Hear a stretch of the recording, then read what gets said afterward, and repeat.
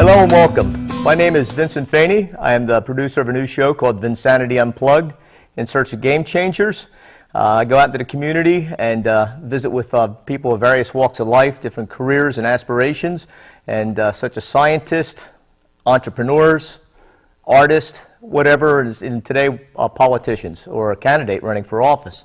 So that's what I'm doing. Today is Marty Wilde, and welcome. Thank you. So now, Marty, you and I have talked before, and you were running in the primary. I was. And you won the Yes. primary. Yes. So for your party, for the Democratic Party. Yes. Okay, that's pretty awesome. So now that you're into the final last half of the race to get into to be elected in November. Yes. Okay, so could you tell us a little about your experience so far, how the whole thing felt, the process of you running in the primary, and then some of the issues that are near and dear to you?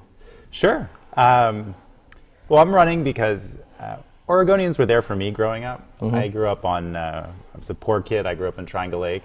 And I ate because Oregonians provided food stamps, and I had health care because Oregonians provided Medicaid, and Dr. Menser took Medicaid up at his clinic by Triangle Lake School. Okay. And I got a great public education because that was something we all cared about. We wanted our kids, regardless of how well off their parents were, to have opportunities and success in life. Right. So even before I graduated, I joined the National Guard, and even before I graduated, I was fighting forest fires above Oak Ridge. And so after I finished school, I went on active duty with the Air Force, and I deployed 3 times. My last deployment in Afghanistan, I was awarded a Bronze Star for some nation building. Nice. And then when I came back here, I just saw how much work we had to do, that the opportunities I had growing up weren't there in the same way.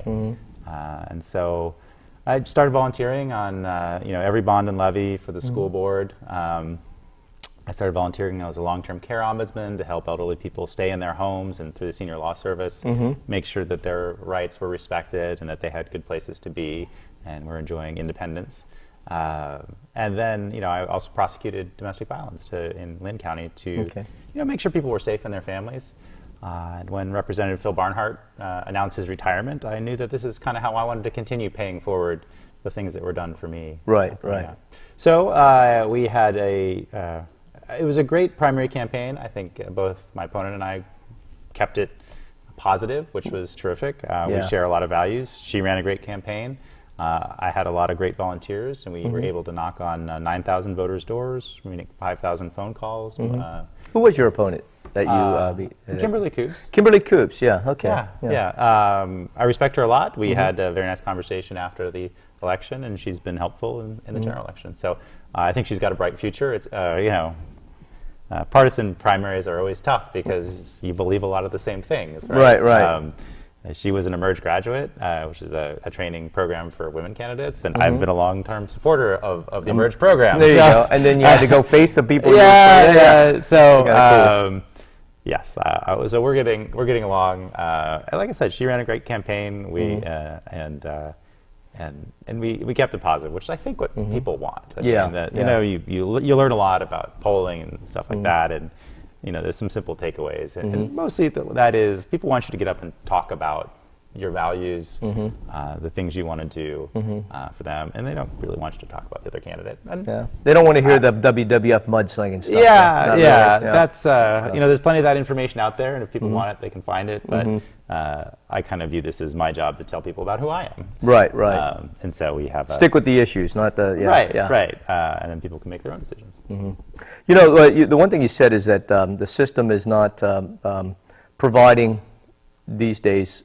In some ways, in many ways, that's important that they provide it for you, and you'd like to see that change. Now, this is urban legend, or might be fact. I hear people talking all the time, but there's a high percentage of people hire now on instead of food stamps, Oregon food trails cards, and there's a higher amount of people on all sorts of welfare programs than there ever used to be. Now, is that true? I'm not sure if it's percentage of the population, like a percentage. Yeah. I mean, one of the things we have seen in the recovery is that it's been uneven. That many of the jobs that have been created have been at the lower end of the income spectrum, and we've had sort of increasing inequality. That Right. A lot of the benefits have accrued to wealthy people, Right. and a lot of the jobs have moved from sort of middle class jobs to Right. lower middle class or poverty wage jobs. Right. And so I think that's something we want to work on fixing. Right. I think it's in everybody's interest to have living wage jobs. Yeah. And I think there's things we can do to do that. Yeah, when I hear that, there's always the people they make a statement, and right away our first instinct is to go, well, that's more people scamming the system. That's what they think. Oh, there's more people on welfare, they're scamming the system. And so, I can see where people be easily tempted to think that initially, gut reaction, because you got people who are fearful. They're taking more of my money in tax dollars. But, being in tough situations myself, I sometimes think, well, okay, maybe it's because we have more of a need for that. There's a growing, that you have more of a need that society's not providing, or there's not less for people to work with. Sure. So that's why. And maybe it's not like a higher percentage, but more people because the population's increased, or maybe, regardless, maybe those systems that are in play are not as effective as they could be, and we could be saving money in that direction. So that's the takeaways I get, and I don't know to what degree any of them's true. I try not to use the term welfare too much. The reality is we have a variety of different programs, and they do different things. So let's take Medicaid. So using some rough numbers, about 1 million people in Oregon are on a Medicaid or a Medicaid-like program, so about 1 in 4. And in Linn County, when we expanded Medicaid in 2014, the uninsured rate dropped by 2/3. Okay. So it's somewhere between 5% and 7% now, and those were not, people I know are concerned about people who they view as potentially being lazy. Oh, I'm just going to take free health care. But that's not really that group. Overwhelmingly, they are people who were making a little more money than they needed to qualify for Medicaid before, but didn't have adequate health insurance. Yeah. And mostly they're working, but they're often working at low-wage jobs or low-margin jobs. So, it's interesting. I have a friend who runs restaurants in town, and so we've been talking about, could we expand the Medicaid program through a public option? Because the nice thing about the Medicaid program in Oregon is it's done a great job at controlling costs, providing high-quality services while controlling. So each state has their own Medicaid programs? Yeah, okay. There's a sort of a base program, and then Oregon's on a waiver, the Oregon Health Plan, and that waiver allows us to do a lot of creative things, and we've really done a lot to. And the flip side is we have to control costs, and we've done a pretty good job with that. But 40,000 people in Linn County alone got insurance, and they were your restaurant workers. The restaurant owner, friend of mine, I called him up. I said, so, what do you offer? He says, I really can't. I don't have the margin. I said, oh, so you have to pay a penalty? And he says, well, I'm just below the limit of when I'd have to pay a penalty. I said, so, what would your price point be? Because he's got, food service workers, and he said, well, I could probably pay about $3,000 a year towards health insurance. Well, right now, the only thing an employer would be able to buy with $3,000 in health insurance would be a really terrible plan. Yeah. But if we'd had a public option, that's, the average cost of an adult on health, a non-disabled, non-elderly adult on Medicaid, I think is, I want to say like $4,700 a year. So now we're getting to a point where that's a reasonable cost share. So $4,700 a year. Right. So to be paid by who? By the individual, like say myself, if I was in that situation. Okay. So what do you mean by a waiver? I'm kind of not sure by a waiver. Oh, the waiver is just says there's a general federal Medicaid program that has certain rules, and states can waive out of some of those rules, and if they have their own program that covers more people and controls the costs. Okay. So Oregon's done a great job with that. Okay. So, if we had a public option, maybe my friend would be able to pay $3,000 and his workers would be able to pay $1,700, and then they would have great health insurance instead of what they have now, which is nothing, or a really terrible bronze plan. So, I really like to see some movement in that direction, because I think there are people who... But your friend who has that restaurant, he's saying that he doesn't make enough compared to the margin we're talking about, the money that's coming in compared to the overhead that's going out. Sure. So he doesn't have enough. Oh, okay. So he and some, you're saying some businesses if they don't fall beyond a certain level, but they don't have enough to give, they have to pay a penalty each year? Like for not Yeah, providing? that's the ACA. That the Trump administration's waived the individual penalties, but there are still employer penalties if you don't provide health insurance and you're above a certain level. Because I'm fortunate enough to have 50, been. but I'm not sure. Okay, I'm fortunate enough to be used to be in the government sector, the federal sector, and I still as a retiree get a good health care, better than average. Yes. Probably even better than Oregon Health Plan, perhaps. Blue Cross Blue Shield Federal. Sure. Okay, I paid the copay, so I do okay on that. But there's a lot of people in my situation. They have houses. They're 60 or so. Their house may or may not be paid off. Generally it's not in this day and age because of refinancing and so forth. And so they got a house that's like an asset. So they're not making anything. They don't have health care, let's say. They can't afford health care, and they don't qualify for the Oregon plan because they have a house that's considered an asset, even though it doesn't meet requirements to get the conventional loan. So they're really sitting on a rock, Right. and yet it's considered an asset where they can't get the plan. Are you guys looking to anything and there's a lot of people in that situation. So is your plan, what you're hoping to do is that people in that situation may be able to qualify? There are certain provisions in the Medicaid program that let you do that. They count certain things that don't count others. There are also some that allow, for instance, what we call a community spouse to remain in the home. And there are other programs that basically assert, a debt against your estate. They say, well, we realize that your assets are not liquid, but when you pass, we need to recover some of that money so that we can provide care to other people. There you go. But there's one of the great things about Oregon is we really care about the elderly, and we really want to keep them in their home. And that's, it's a humanitarian impulse, of course. Sure. But it's also a really smart economic choice that they're happier. They cost the state less money to keep them happy and healthy. And so instead of just saying, oh, you slipped and fell and broke your hip, now you have to go live in a home. Yeah. We say, okay, let's look at ways we can keep you in your home. And the problem is it's always on the bubble in terms of funding, but Project Independence is a great one for saying, hey, look, can we get you back to your home? Is there a way you could continue to live independently? Project Independence. Yeah, it's a state-based program that is dedicated towards keeping the elderly in their homes. Okay, what age is considered elderly? I think it's 65 and up, but don't quote so, me on it.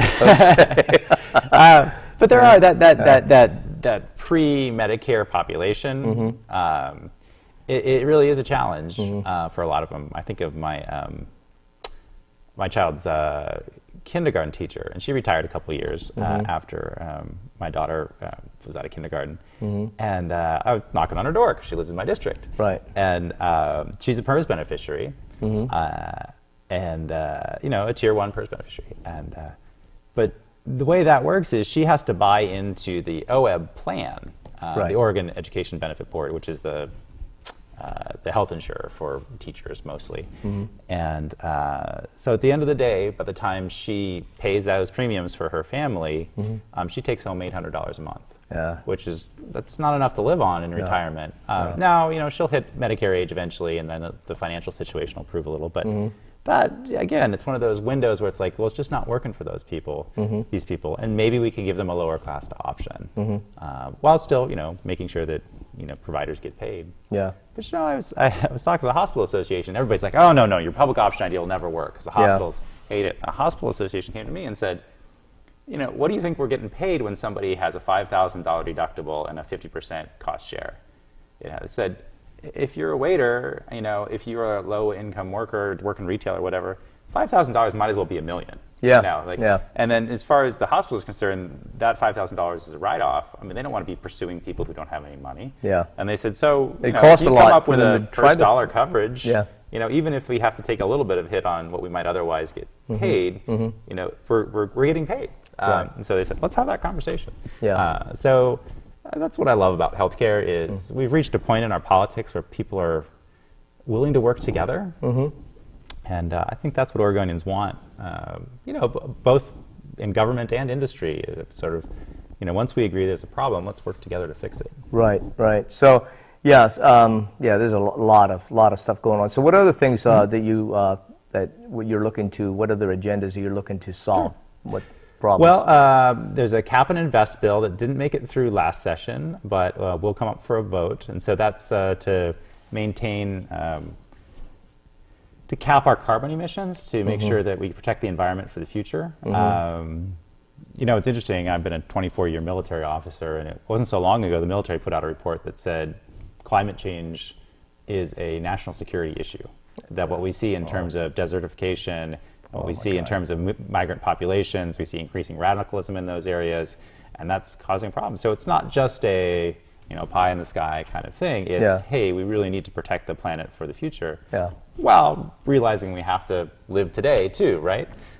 So they're doing this bill to cap emissions, and it's going to be a credit system, and certain industries are going to get free credits because they're essential, you know, services.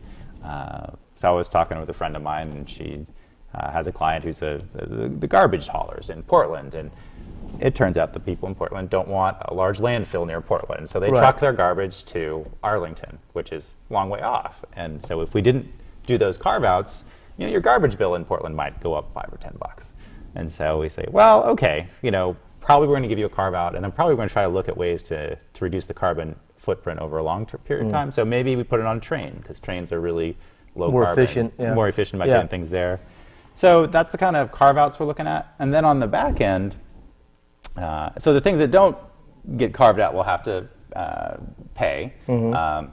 And then on the back end, there's going to be some investments, and those investments are towards improving the infrastructure and green energy future we're looking for. So those investments are to make sure that, you know, first of all, that there aren't unreasonable impacts on people from the cap, but also to make sure that the future goes in the direction we want it to go. So I use the example, you know, I grew up in Triangle Lake, and you know, people do like to drive their trucks in Triangle Lake, right?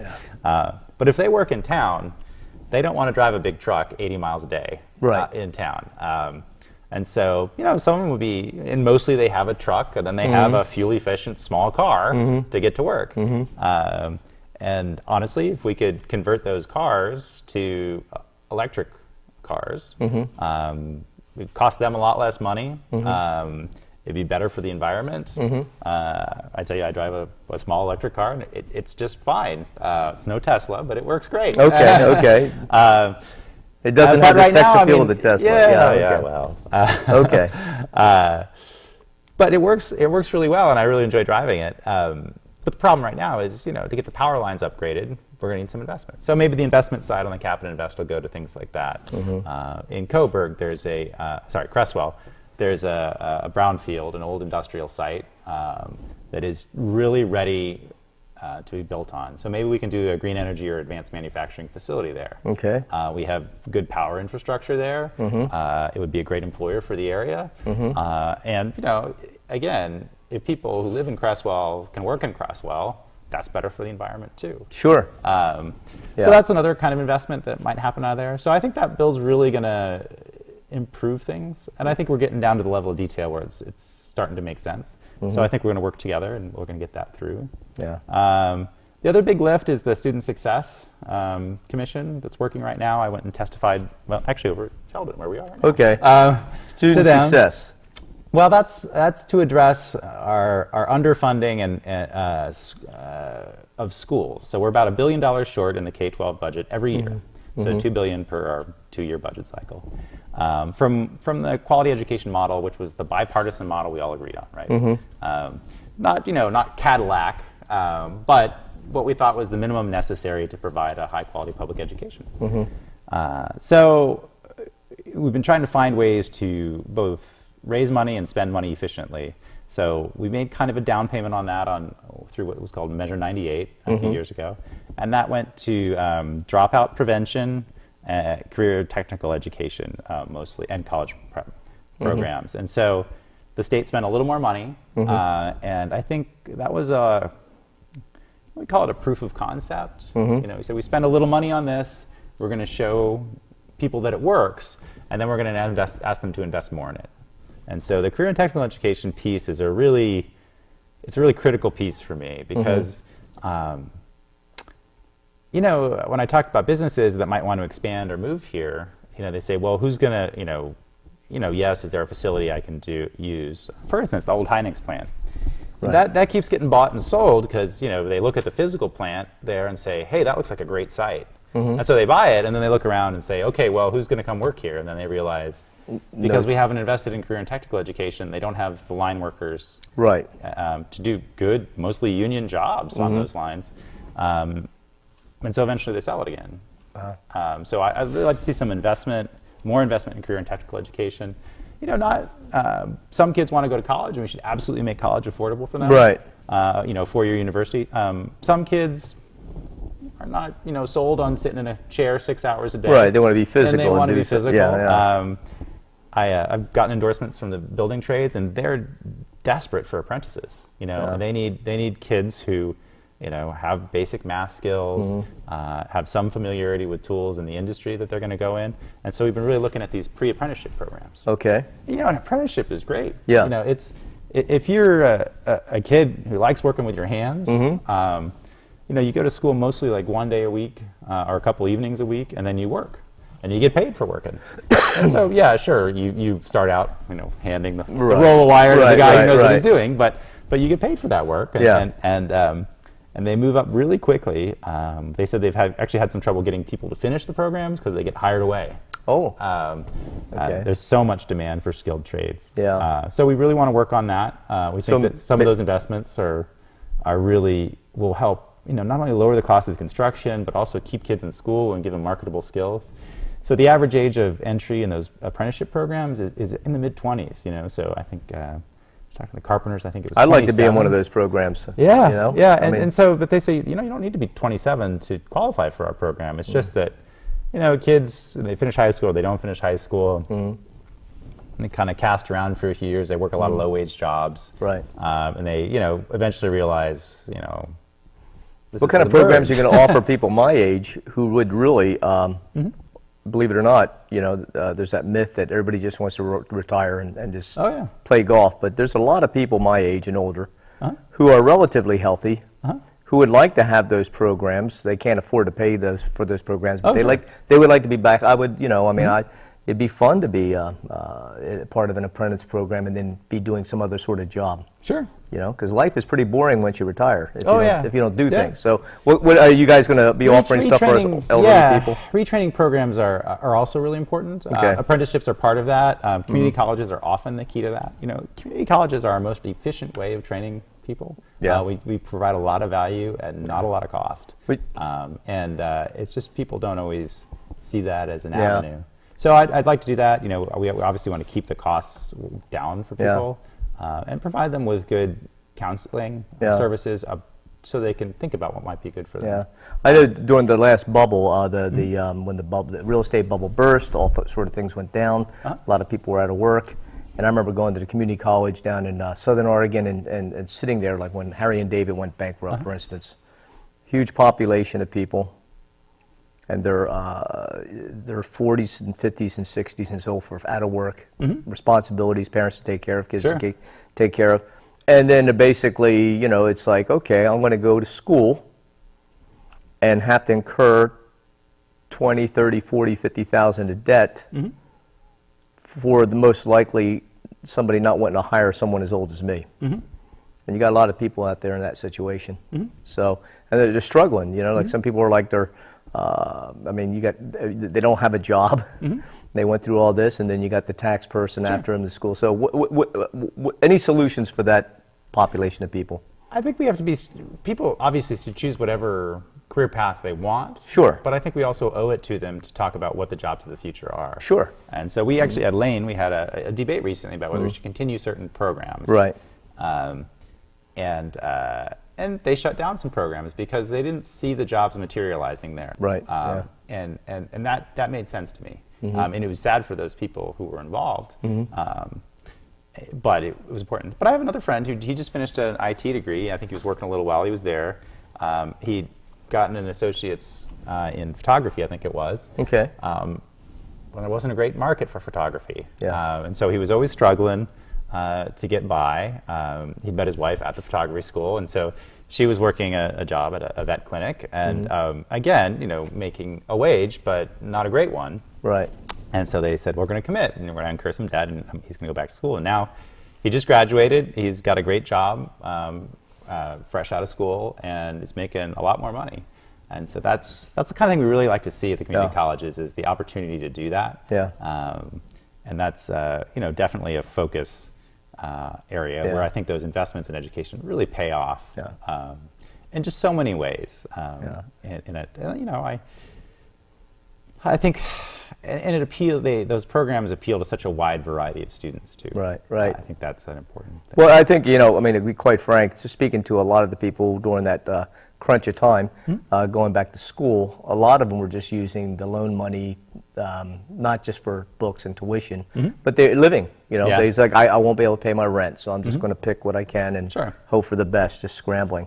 And it's heartbreaking to see that, but that's just the way it is. LCC had some problems with the federal money with that, and there was an accounting issue that got fixed, but that was a problem, and it's difficult because, as a community college, you don't want to put barriers to people coming, right? Right. On the other hand, if they're going to borrow money to be there, I think you owe them an honest answer about the skills they're acquiring. So it's really, early childhood's a really important degree.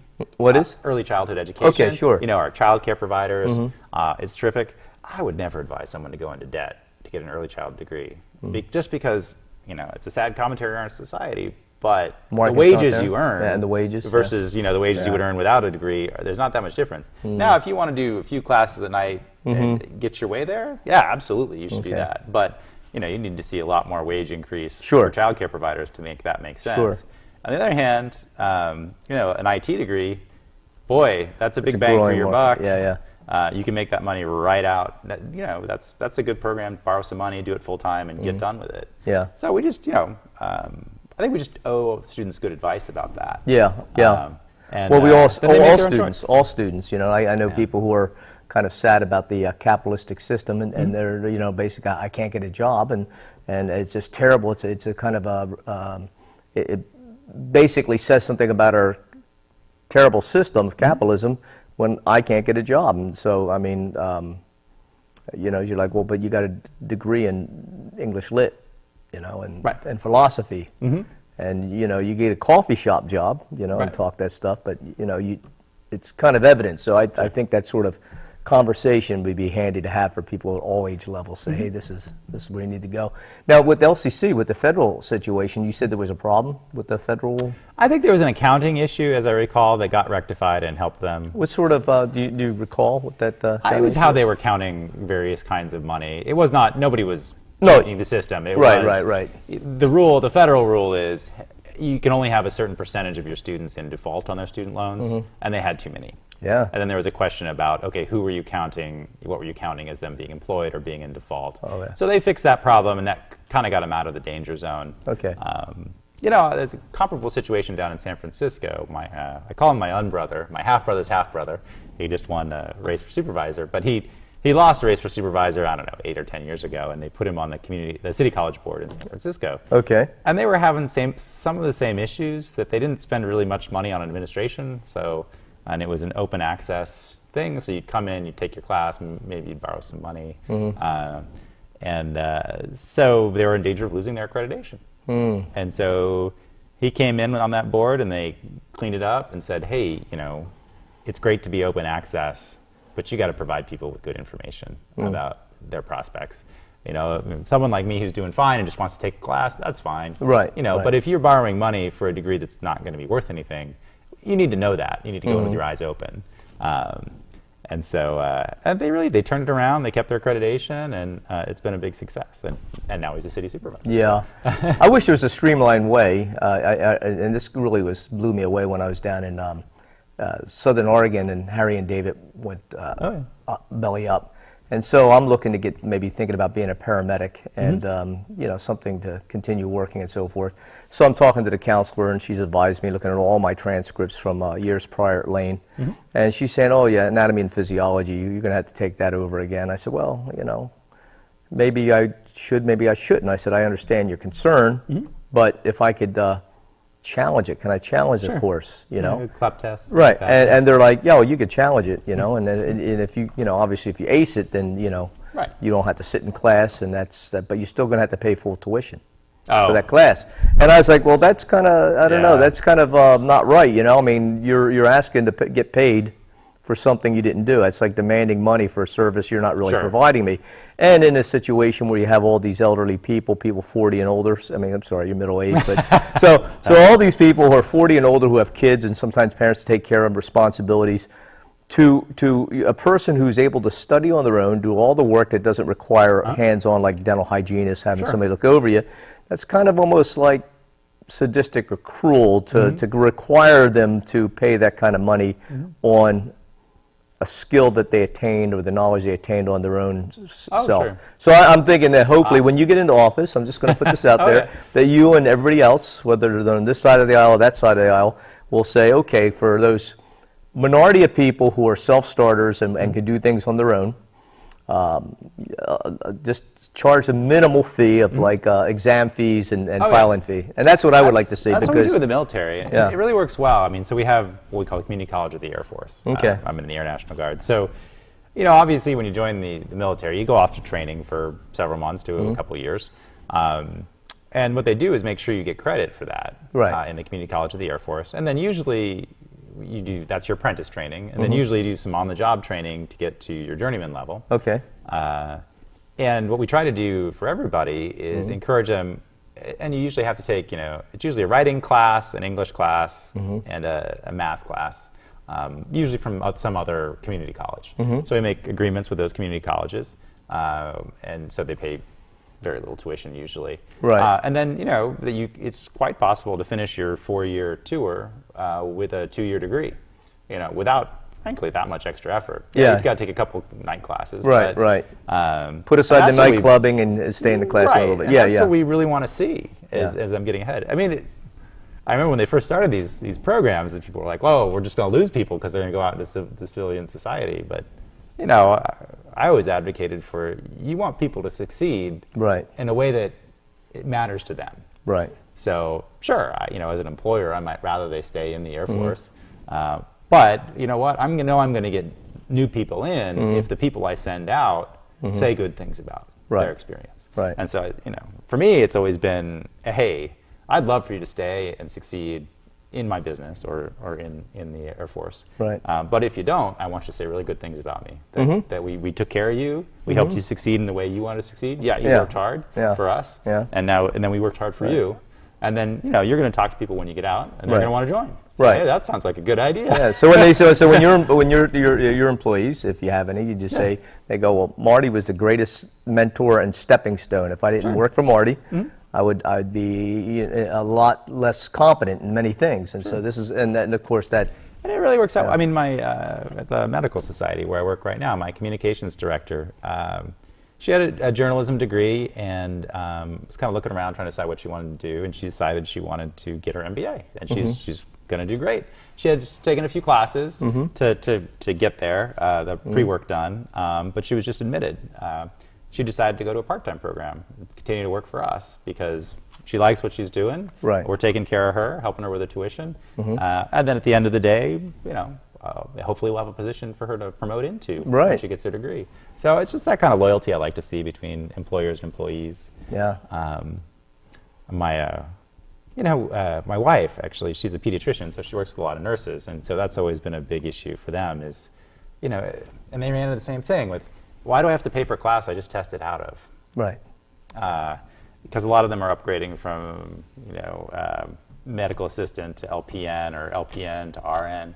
And so they need to get those things done, but the cost they throw at them, so that doesn't make any sense. You know? Yeah. I wish we could help them a little more. Yeah. So you know, it's just like somebody brought up in some sort of thread I was reading the other day is that, you know, maybe part of the reason why healthcare is so expensive is because the tuition for nurses and doctors and other healthcare professionals are like almost usurial, right? Yeah. And then of course there's like insurance companies like for what do you call it, medical malpractice and all sorts of other insurance.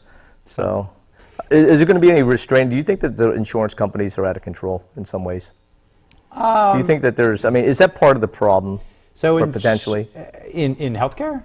Well, in anything, you know, like, you know, because like for instance, you know, the insurance cost for a house, especially if flood insurance, it's just, my God, so you got to pay Oh. $6,000 a year for flood insurance?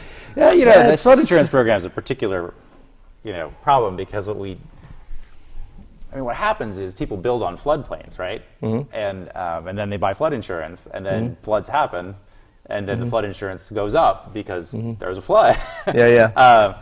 And that's the flood insurance program, because it's mostly federally run, has a sort of special case. What we find in insurance is, if I'm your insurer, you pay me money, Right. premiums, and then when something happens, I pay you money to compensate you for what happened, whether that's health insurance or auto insurance or Right. whatever. And in the meantime, I don't just sit on that money. I invest that money. Sure. And so it turns out the major driver of your premiums is less whether you get in an accident and more how the market's doing.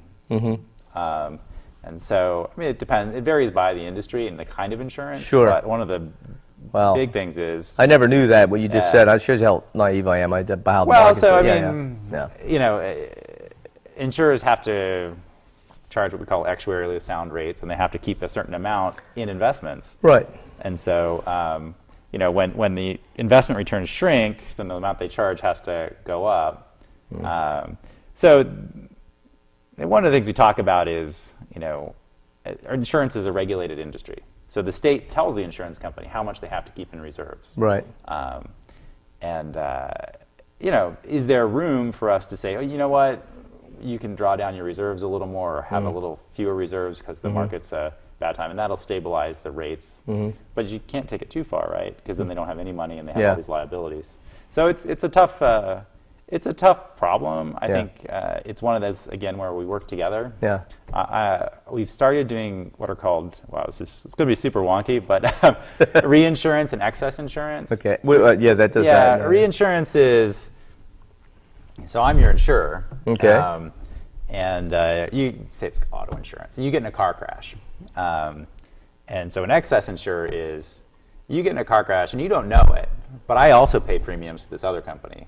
And it's usually Lloyd's of London or AIG or one of these other big insurers. That you as my insurer. As my basically. insurer, Yeah, yeah. right. You don't see this Yeah. this piece over here. You just see this price right over here. But I'm only on the hook for the first, $20,000 of your accident, according to my contract with them. So you get in a $50,000 accident, I pay you 20, and they pay 30 to me, and I pay it to you. Oh.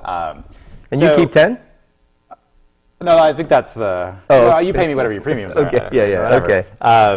And the primary insurer pays the secondary insurer an amount. Right. Reinsurance is sort of similar, only it's more like I cover you and all your family, and I'm responsible for the first, $100,000 for all the accidents you all get in. Oh, geez. So Yeah. you get in a $50,000 accident, but nobody else in your pool does, so that's okay. But if three of you get in $50,000 accidents, well, then out there on the hook for 50. So we've been looking at all kinds of different insurance, and this is another bipartisan thing.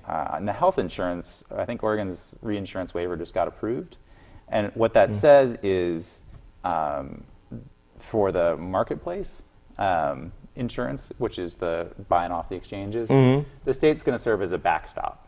Okay. So you won't see that. You're not going to pay anything to the state directly. But if you buy insurance from, Providence, you get a very rare illness that costs a lot of money, Providence isn't going to be on the hook for the whole bill. There's a state reinsurance pool. And what that means to you is, your insurance rates stay more stable. So that's a model we look at a lot, as having sort of the state backstop the industry. You don't really want the state as your primary insurer. The No, state doesn't yeah. have a great history of things like that. But Yeah. as like that secondary insurer, they can provide stability Okay. without doing things they're not. I know one of your brethren, Jerry Spence, hates insurance companies. Of Oh, course, yeah. he used to be a top gun for the insurance companies, a lot of corporate. He was a top gun for them for years, and then later he decided, I don't know, he got some sort of epiphany or a change of heart, and he just became almost like, like an ex-smoker, evangelical against. Oh, sure. Yeah. You So- know, and it's like any industry. There are insurers who are better. Some insurers are better than others. Some Yeah. have better Yeah. public service. Yeah. So I, personally, I use what's called USAA. It's for exclusively for people who have served and their family members. Yeah. And they're structured as what we'd call a benefit corporation or almost like a co-op. Right. And so they have great customer service, Yeah, you know, yeah. and their premiums are always very reasonable. And so that's a, you know, well, I guess it's like politicians. Everybody hates them, but they love theirs. Oh, right. Everybody hates insurance companies, Right. but I love mine. Well, you know, the thing about Jerry Spencer that I found interesting, you know, is that one, I've got on his blog site, and I've corresponded with him via email, letters, and other things. You know, interesting guy. Read a lot of his books, but you know, he became I guess he got into a fit of alcoholism for a long time because he just felt bad when he talked about the whole legal system when they call it legal practice. He's like, you know, how'd you get to be such a good lawyer? By the bodies of people left in a heap that I could, you know, he just, you know. That's the reason I left litigation. Right. So, I want to do something more positive. Right. So, but the thing is that he's, you know, he goes against the, and he just states that, well, insurance companies, even in the worst of times, still generally on average make 30%. Now, the thing about I couldn't get out of him is, okay, so you say that's a problem. What's the solution? Oh, yeah. And he just was quite frank, I don't know. It depends on the kind of insurance. We capped, you know, the deal that went into the Affordable Care Act with health insurers was that they were going to accept a cap on the amount of money they could make in a given year. Right. So the rule was, I think initially, that they had to spend 80% of what came in had to go back out in services, or they had to provide you with a refund. Well. That, in exchange for really expanding the number of people who were insured, that's what they got is, hey, you know, we're going to get a lot more business, but we're also going to be capped in the amount they can do. And that 20% includes everything that they do. And now the fractions vary, how much they have to pay out. I think for the CCOs, I think it's 85%. But that has to cover a lot of different things. It's not just, hey, I take 20% and walk home. It's you know, all the administration and things they do. So that is takes them off. So you know, it's interesting. Certainly, insurance, you should pay attention. And I think Oregon does a pretty good job.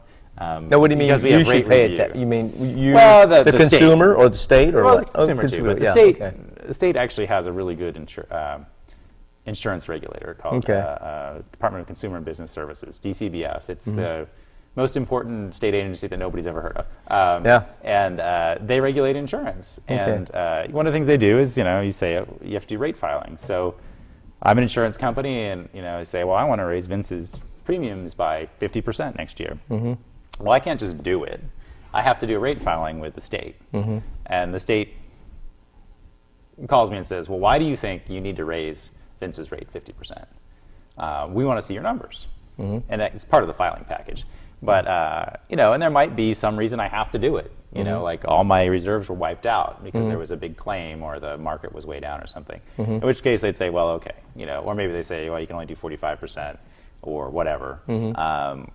But mostly they say, no, you have to prove why you need this. Right. And we're not going to let you have an exorbitant rate. Right. And, it's interesting that the rate filings for insurers came up, and I want to give credit where credit's due. Pacific Source is a nonprofit insurer here locally, and they, I think, had a 9.5% reduction in their health insurance premiums this year. They just looked around and said, you know what, we've been too high. Right. And it was interesting because a lot of other ones went up, but Pacific Source said, we're not in the gouging business. We are in the business of providing. Pacific Source. Remember that name, Pacific Source. Yeah. So they've been doing a good job, and we really appreciate that. Well, what brought some of this to my attention about how insurance companies, specifically flood insurance, works is a friend of mine lives in a house that's about there's a slough. Yeah. It kind of goes like this, and he's several houses up from the slough. And the floodplain ends like halfway between in the middle of the road from across the street from another house. It's about a foot less in elevation. And all these houses over here are closer to the slough the way it runs. So they're closer. So he's like saying, hey, they're closer to the sloughs that overflow, if they ever overflow. Plus, these houses are a foot lower in elevation. Oh, yeah. Why is it that the flood? Can I contest that? He's like, yeah. who do I contest that with? It's like, Well, I'm paying $6,000 a month. maps. What's that? Yeah, they've been trying to update the maps quite a bit. The deal was supposed to be that the federal government would provide this subsidized program of flood insurance. FEMA? From FEMA? Well, FEMA, I think, administers it now, but and then the localities were supposed to prevent people from building in floodplains. Sure. And part of the deal was that the federal government would do good maps of where the floodplains were. Well, a couple things happened. One, they didn't invest in the maps so much. But two, as we've seen climate change, we've seen more extreme weather events. Yeah. So it doesn't flood every year, but when it does, floods, it's a lot worse. It's a lot worse, yeah. So they're redoing the maps. That's an important one. I don't really know that we've solved the problem. The reality is people really like living near bodies of water. It's really cool to be able to live out and see the water. Yeah. And so, we might have to do more enforcement in terms of the kind of housing you're going to build. Well, he's going to build. Maybe we need you to build on stilts. Yeah, well, I mean, a lot of times when you buy houses like in Eugene or some areas, they're 100 years old. Oh yeah. It's not an issue. Has never been an issue since way back when. But there's that potentiality that if the dam's flooded and whatever, so then you got people who are going, wait a minute, okay, insurance is this little extra insurance is affordable, but now it's not. Sure. And then it's like, well, geez, if I'm spending $6,000 per year. And I've already spent, say, maybe $50,000 on just flood insurance over the course of time. Sure. Could I get the bank to just help me rise the house up and pay to, what are creative things I could do to have that money that I'm spending go something else? And it's tough because this all happens in an emergency, right? You're out of your house because it just got flooded, right? Yeah. And so my house got flooded. That would solve my problems. But you got a 2-foot crawl space, say, and really you probably need a 4-foot crawl space where you are. Right. But the reality is, you don't want to wait around for them to build a 4-foot crawl space. Right. And it's not just you; it's your whole neighborhood. The whole neighborhood. So, It's really it's hard to find a contractor. But if the whole neighborhood goes, I mean, really, is the insurance companies going to handle all that? Because I remember hearing something about Katrina when a lot of people were suing a lot of insurance companies for not paying like they were supposed to pay. Now, again, I heard that secondhand. I don't know if that's an actual true thing. I don't know. There was some federal money that came in late. I know Katrina is sort of the. Such a tragedy, and so much went wrong on the financial side of things that didn't get a lot of attention. But I know, like, for instance, the Oregon Guard. I'm an Oregon National Guardsman. We sent people down there to help out. And, the deal is, in a major disaster like that, the federal government is on the hook at the end of the day. They pay the bills. But it took the state of Louisiana so long, because they had to validate that we'd come out and help them out. And then they had to pass that on to FEMA, and then FEMA would make the payment. Well, the state of Louisiana sat on it for years before they finally got around to sending it up. And so... Why? I don't know if it was lack of capacity, lack of experience, but, that's definitely something we fixed going forward, because we said, hey, look, now the state of Oregon's been on the hook for this expense for millions of dollars for, I remember I think it was 4 or 5 years before we finally saw the money. So, we don't want the situation where Oregon refuses to send people. Right. We always want to be helpful. Right. So that was one of the big things they fixed. And I think the financial side in Katrina was similar in the sense that things weren't worked out. So the federal money, I think the federal government did help the insurers in that, but it took a while. Well, let me ask you a hypothetical scenario, because, to me, obviously, like, if you're in office with a whole bunch of other people, whether they're in your party or not, and an earthquake happens, maybe one of the dams go and floods out the whole center, everything else downtown here, and so you got to deal with the situation in the same manner that perhaps Louisiana did, right? Yeah. So people are sitting on it, and they're doing. And you see that they're doing they're making the same mistakes as the state of Louisiana made, right?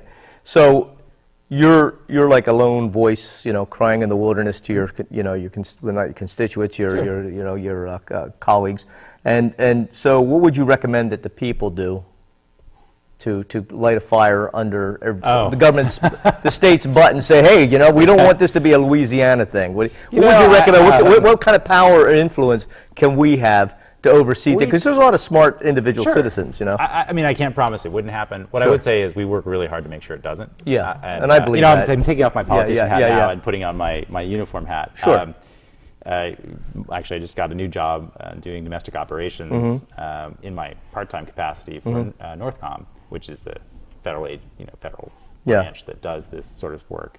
And so what we've done is make sure that each Office of State Emergency Management has plans in place and regularly exercises them, so that when bad things do happen, they're ready to move forward with that. Okay. So I would not be wearing a suit and tie if this happened here. I'd be wearing a uniform. Right. I'd be out here working that. That's right. You're still in the reserves. I am. Yeah. I'm a colonel in the Air National Guard. Okay. So do you get we're in FEMA Region 10, and for each FEMA region there is what's called a Defense Coordination Officer, actually several, and that's usually a colonel. And what they do is, so probably they'd come down from Seattle to Salem. You know, if there was a big flood here, they would say, this is what the Department of Defense can provide. Okay. And then you work that process to make sure that the resources come. Because we have a lot of resources in Oregon, but they're not always the right resources. Right. So we have an infantry brigade combat team, and then we have some armor type stuff. So if you need a large, well-organized but untrained for this purpose labor pool, infantry is great. I used to be in the infantry. You know, we'll show up. You know, we'll all be ready to go, and you just tell us what to do because we don't know. Okay. Yep. So when we went forest firefighting, we had a 25 person team, and then we had a Forest Service employee assigned to that team. Right. And they told us what to do, and we did it. But you know, if you came and said, we're going to call up the guard to do water purification, like as an infantryman, I don't know how that works. Right. You know, there's this big truck thing, and there's hoses coming in and hoses coming out. So what the Defense Coordination Officer does is bring in, say, I don't know, Washington State or California, and say, hey, they have the team that knows how to make that truck work. Right. Well, here's something I want to ask. We got like 6 minutes left. Of course. So basically, I'm going to ask you two things, and if you think there's something more important that you would rather get out in this 6 minutes, is that what is your most daunting issue that you are going to be going after? What's going to be the hardest fight, the hardest sell of what we need to have done in Oregon? Oh, in the legislature, yes. Yeah. I think building the coalition around the student success measure is a real challenge. What really worked with Measure 101 is having everybody sit down and not necessarily fixating on one particular solution. And why that worked was everybody agreed on the end result. And, you know, there were some winners, there were some losers, but everybody said, we think this is really important. And what happened then when part of that package was referred to the voters is everybody who was at the table, whether they loved the outcome or not, stood up to defend the compromise they'd made. Okay. And that, I think that's what Oregonians want out of their leadership. I think the process in education is moving along. We came close in 2017 to having a fix to our budget problem in education. And I hope we're able to sit down and do it. But I don't think it's going to be a one-shot deal. I think it's going to be a package of things. And that, you know, we want a situation where everybody's bought in so that everybody defends it. But I'll tell you, when I talk to the business community, they're not opposed to better funding for education. Yeah. They know they have a workforce problem. And it makes it very difficult when there's not trained workers for them to expand. Yeah. Even if, you know, they have the workers that are trained in their industry, they don't have the trained workers to do the construction they need to do. Yeah. So there's just so many deficiencies in the education system, particularly in career and technical education. Yeah. I think that's the heavy lift. I'm glad to see they're doing the Student Success Commission, and you know, from my perspective, the ideal is that they work it all out before I get there, and then I just vote yes. Right. But I expect there'll still be some work to do. Well, you know, when it comes to education and improving the student success, and I look at students of any age who qualifies or needs to go to school, one of the things that some of my laissez-faire capitalist friends who resent paying property tax, regardless, is that there's people who don't go to college because they didn't have the time in their life where they could go to college, but now they do. And they're saying, you know, all these past 40 years, I've been paying property taxes. A big chunk of federal and state dollars go to school. And and now I got to pay an extra amount of money to, can I get this subtracted from what I'm paying? You know, they're looking, they want to be able to go to school and afford school. We do that. Yeah. There's various retraining programs. The VA has a bunch of them. All right, yeah. I took advantage of that. That was good, yeah. And you know, and the best thing we can do really is to keep the cost low. So even if there is no program that fits your particular situation, you can still do it. You can still borrow the money because then we're talking about $5,000 a year instead of 50. Yeah. And sometimes the challenge is that the programs are more expensive. So nursing was the example we were talking about earlier. The problem is it's really expensive to train a nurse because you want them to have a lot of hands-on experience. Yes, yes. And so it's a challenge, but you don't want to charge them a bunch of tuition because you really need more nurses. So that is part of the challenge, is getting the funding formulas, getting the amount right, and then getting the formulas right to make sure that we're training the right sort of folks. Because I tell you, it's really pretty easy to train an English major. Not easy, but cheap. Right. Well, cheap to pay at community college. Because they could basically pick up the books themselves at a library and just do it themselves. You just hire.